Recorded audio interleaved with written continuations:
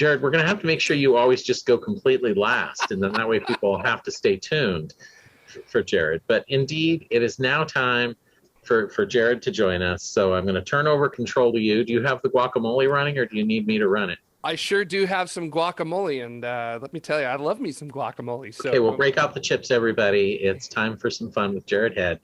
Well, very exciting month that we just had. A whole bunch of things occurring in this past month as well. So why don't we just get started? Because, I mean, there is just so much to have to cover. One of my favorite ones is BEPICOLOMBO zipping past Mercury. So on June 23rd, the European Space Agency's BEPICOLOMBO mission, which is on its way to Mercury, took its second flyby, using these flybys to slow itself down to get into Mercury orbit in December of 2025. Really difficult. I love that they took these two engineering cameras and patched them together so you get this sort of amazing view of BEPICOLOMBO on its way outbound from Mercury right there. Mercury in an absolutely stunning place. It's like our moon, but a little bit bigger and a whole lot hotter. So very much looking forward to that. It's going to do about an 18-month mission. It's actually two orbiters, one from Japan, one from Europe, and both have different missions. One from Japan will be looking at the magnetic field, and then the one from Europe will be doing basically a in-depth study about just about everything that it can at Mercury.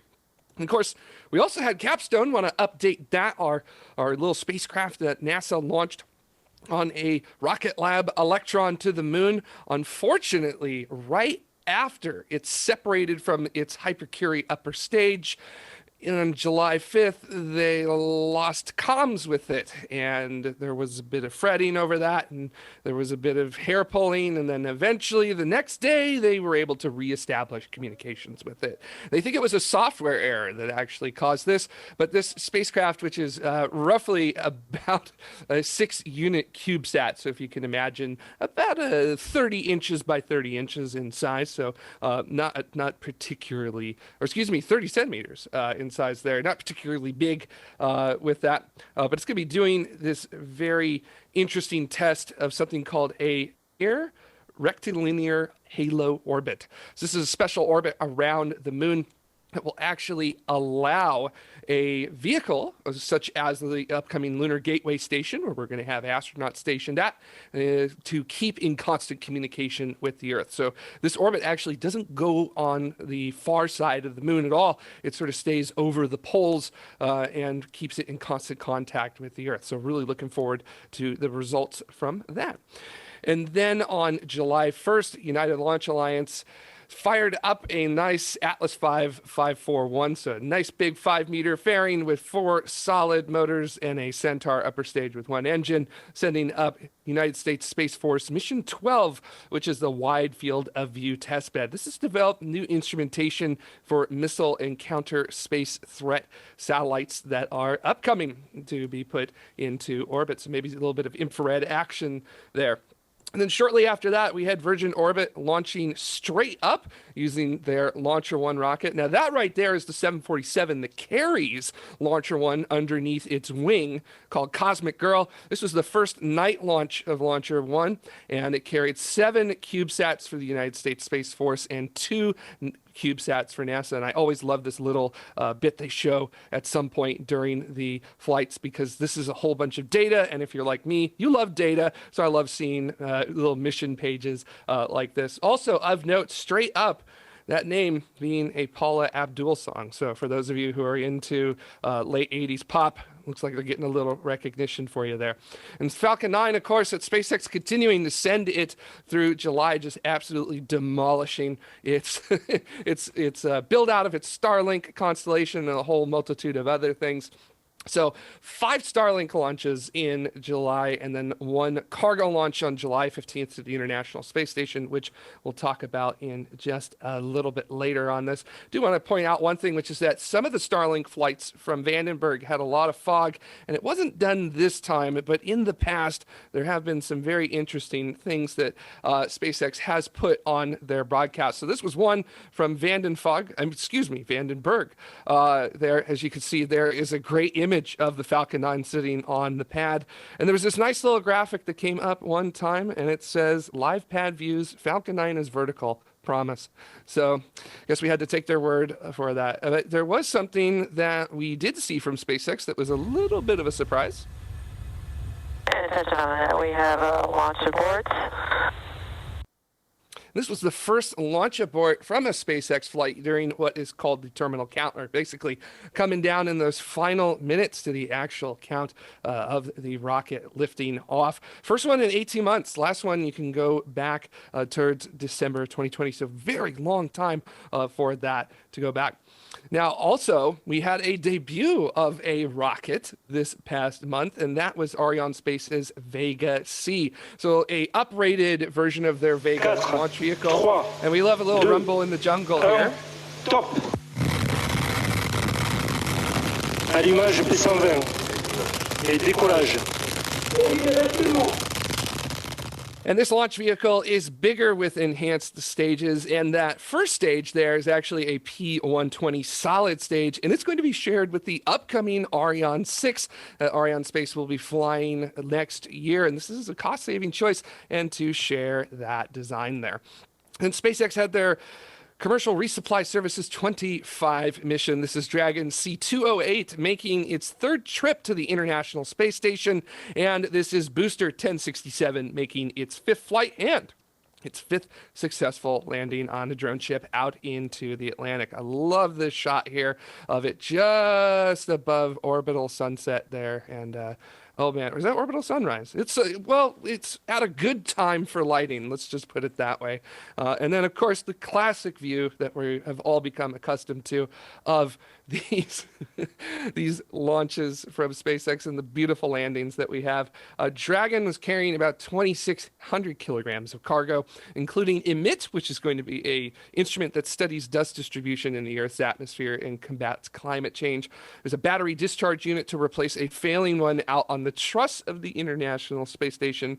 And also, take a look at this. If that isn't something straight out of 2001: A Space Odyssey, I don't know what is. That is an absolutely gorgeous shot of Dragon on approach. And of course, a bit of time lapse there.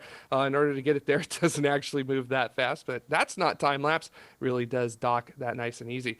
There were also two new extravehicular mobility units on board, what most of us would call a NASA spacesuit. And it will return an old suit which had a water leak. And this just kind of demonstrates how nice it is to have a cargo craft with what we call down mass capability, or basically the ability to return cargo and other things from space.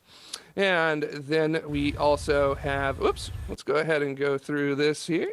Right back up. We have our test of Flight Support Booster 2. Whoosh. Nothing like a solid motor. And this is testing out a new system to gimbal the nozzles on the Space Launch System's shuttle-derived solid rocket boosters that will be used for the Block 2 Space Launch System, which will be a little bit later down the line. This is testing a new system that does not use hydraulics to move the nozzle. It actually uses an electrical system for that. And then going to China, we had the WENTIAN module launching on a Long March 5, which is currently China's largest rocket. It eventually rendezvoused with Tiangong, which is China's space station, and WENTIAN is a science module. It's going to be used to house experiments on board and help continue to do the research that the astronauts from China are currently doing on board. There is a 3-person crew on board right now, and they were pretty thrilled to get a new module. There'll be a second module launching a little bit later this year, supposedly, so we'll have to see if they keep with the schedule. And of course, like we talked about with Zhurong earlier with landing on Mars and all the data they do there, it's a little difficult sometimes to hear things from China. Now, we had something pretty amazing happen yesterday, which is that there were 6 launches planned to happen on August 4th. We had one from China, one from Rocket Lab in New Zealand, one at the Cape for the United States Space Force, a suborbital flight from Blue Origin, another launch from China, and then a launch of a Korean satellite to the moon by SpaceX. And there were 6 of them all lined up within 24 hours. Now, the previous 24-hour launch record was originally set on February 14th in 1989. It's been matched, of course, a couple times. There were two Soviet launches that day, along with a United States GPS launch. But guess what happened? All 6 of them happened yesterday. So congratulations, everybody. August 4th, it is a new world record. The most orbital launches in one, as you can see right there, coordinated universal time day ever. 6. Absolutely shattering that record. And then, of course, we want to give you a little bit of an update about Artemis 1. Things are looking on track. We're just seeing that the VAB was opening up a little bit as they prepare to get ready to roll back out at some point very, very soon. That window for its launch will occur on August 29th, with the first window being 5:33 a.m. to 7:33 a.m. Pacific Daylight Time. And, there are further windows in September, so if things don't work out so well on that first one, there's some extra time for them to figure out the problems and make it work. And then I just want to let you all know, for your local Vandenberg Space Force base schedule, with all launches with an orbital velocity through September of 2022. On August 12th at 2:30 p.m. local, 14:30, we've got a Starlink launch happening, Starlink 3-3 from a Falcon 9 from SpaceX. That will be landing its first stage out on a drone ship off the coast of Baja, so won't be coming back, but hey, still really cool to go look at it.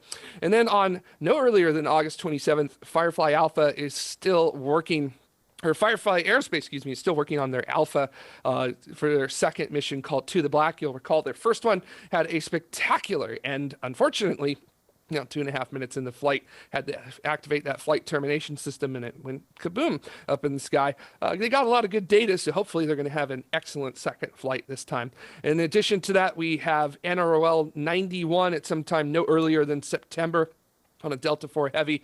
I highly recommend, if you are in the LA area, drop everything, whatever day it is, and go watch that Delta IV Heavy, mostly because that is the last one that will be flying from Vandenberg Space Force Base. And it is one of the larger rockets that the United States uses.